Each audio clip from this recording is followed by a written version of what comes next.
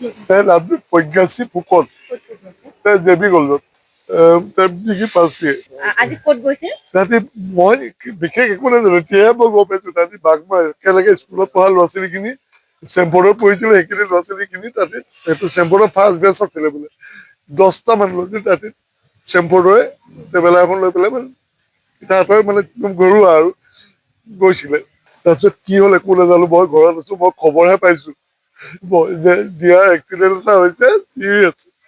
মই লগে লগে ইয়াত আহিয়ে মই গম পাইছো, একোৱেই গম নাপাব এতিয়ালৈকে। জেবি কলেজত পঢ়িছিলে তাই।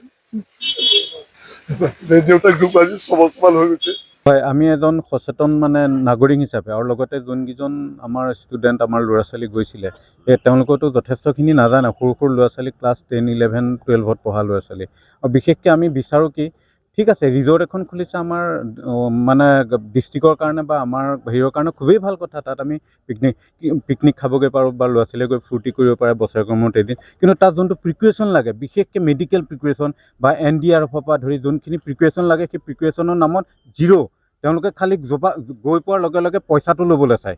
তেওঁলোকে যোনখিনি তাত প্ৰত্যেকখন গাড়ীৰ পৰা পইচাহে ল'বলৈ চায়। কিন্তু তাত আপুনি এতিয়া চাওকগৈ, আপুনি কোনো মেডিকেল বা কোনো মানে ফাৰ্ষ্ট এইড হিচাপত বা SDRF, NDRFৰ পৰা ধৰি কোনো প্ৰিকুৱেশ্যনেই নাই তাত।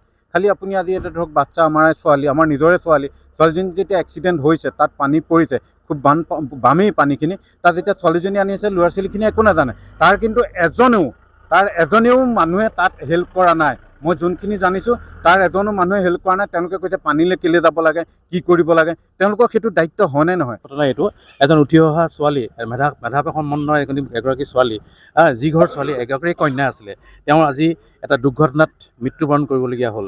এইটো মৃত্যুবৰণ একচুৱেলি যিখন ৰিজৰ্ট, যিখন আমাৰ বাঘমৰা, আমি নাম শুনি আছোঁ, ঠিক আছে তেওঁলোকে এখন খোলক, কিন্তু তেওঁলোকে বিজ্ঞানসন্মতভাৱে এই ৰিজৰ্টখন খোলা নাই। আজি যাৰ কাৰণে নিশ্চয় থাকিব লাগে, এইটো চাগে গভৰ্ণমেণ্টে এইটো চকু দিব লাগে, কৰ্তৃপক্ষই এইটো চকু দিব লাগে। কিয় পইচাৰ কাৰণে ইমানখিনি তেওঁলোকে ইমান হেৰি কৰিব লাগে, হেতালি খেলিব লাগে পাব্লিকৰ লগত। এজনী সৰু ছোৱালী, আমাৰ নিজৰে সন্তান ছোৱালীজনী, কেনেকৈ আমি হাতৰ পৰা হেৰুৱালোঁ তেওঁক।